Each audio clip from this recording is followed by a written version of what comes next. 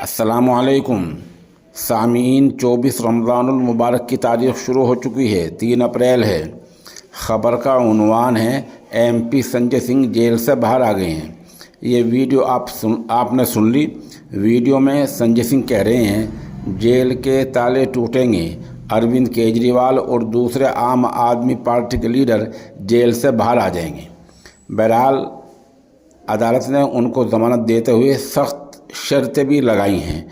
एक शर्त यह है कि वो दिल्ली और NCR का जो इलाका है उससे बाहर नहीं जाएंगे। अगर जाएंगे तो इंतज़ामिया को मुकम्मल लोकेशन देनी होगी, पासपोर्ट जमा कराना होगा, अपना मोबाइल नंबर जांच अफसर को देना होगा ताकि वो बर वक्त संपर्क कर सके, राब्ता कर सके।